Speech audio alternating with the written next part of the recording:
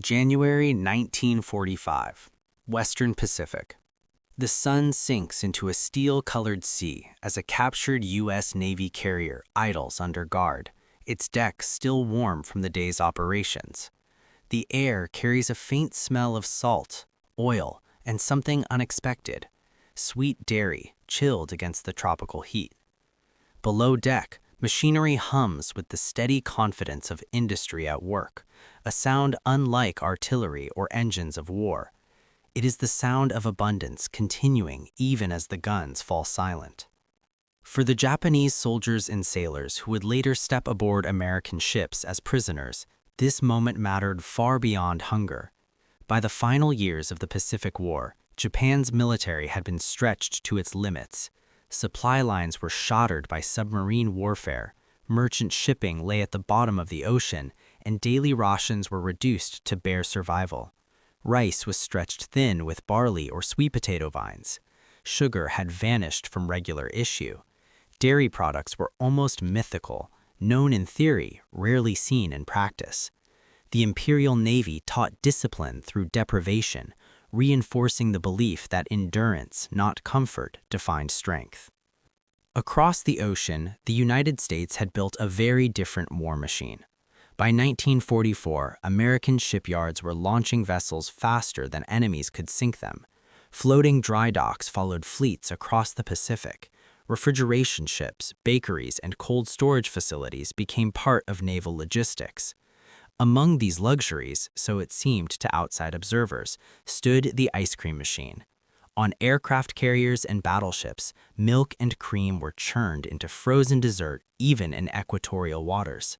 Sailors jokingly nicknamed the USS Lexington the Blue Ridge Mountains because of the vast quantities of ice cream it produced daily. This was not indulgence without purpose. Nutritionists believed morale and calories were weapons as vital as armor plating or aviation fuel. Japanese prisoners expected brutality, scarcity, and humiliation. Years of wartime propaganda had painted Americans as decadent, undisciplined, and cruel. Captivity, they believed, would mean starvation or summary execution. Instead, they encountered mess decks laid out with metal trays, white bread, coffee, canned meat, and, most astonishingly, frozen ice cream served in uniform scoops. Cold vapor curled from the machines as if the ship itself breathed frost. The contrast was profound.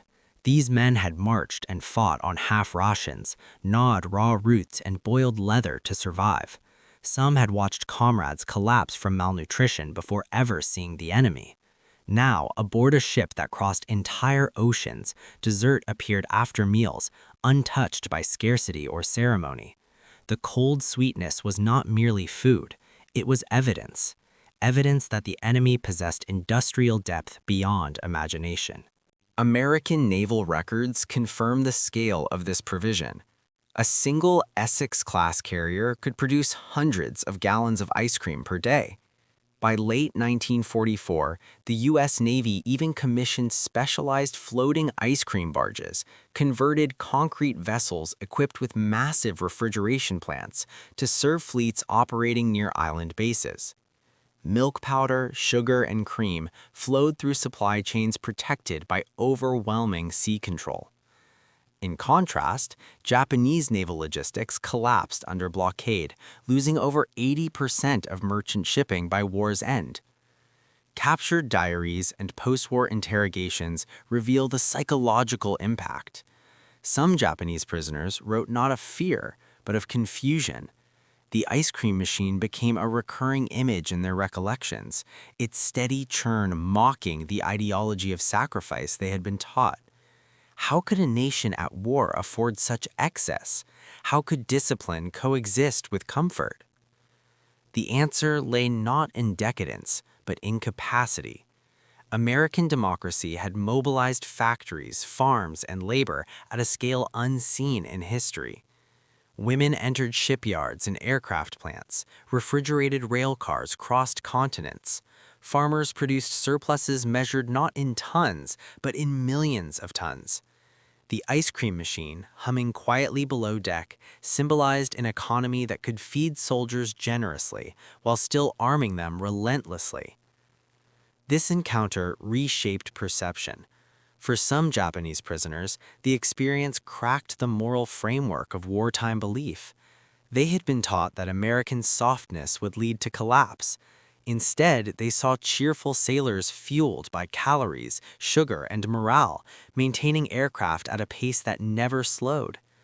Comfort had not weakened resolve, it had sustained it. The ice cream machine returned again and again in memory.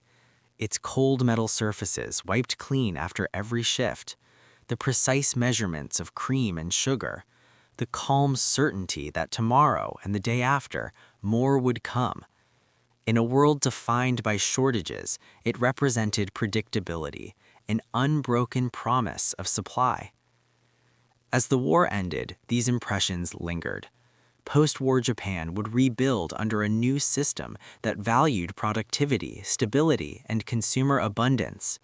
While no single moment defined that transformation, small shocks accumulated. The taste of white bread, the warmth of coffee, the shock of ice cream in the tropics. Together, they formed a quiet lesson. Power did not come only from endurance of suffering, but from the ability to organize plenty. In the epilogue of this encounter, the Pacific grows calm. The ships return home. The machines fall silent or are dismantled. Yet the symbolism remains. A warship producing ice cream while crossing hostile seas speaks to a deeper truth about freedom and industry. Democracy, when fully mobilized, can fight without starving itself. It can sustain morale not through fear, but through assurance. The ice cream machine, cold, steady, indifferent to ideology, became an unlikely witness to history. It testified that abundance, carefully organized, could be as decisive as any weapon. In that frozen sweetness, amid steel decks and endless water, some enemies glimpsed the real strength they were fighting against, a society capable of turning prosperity itself into an instrument of war, and then, when the guns stopped, into a foundation for peace.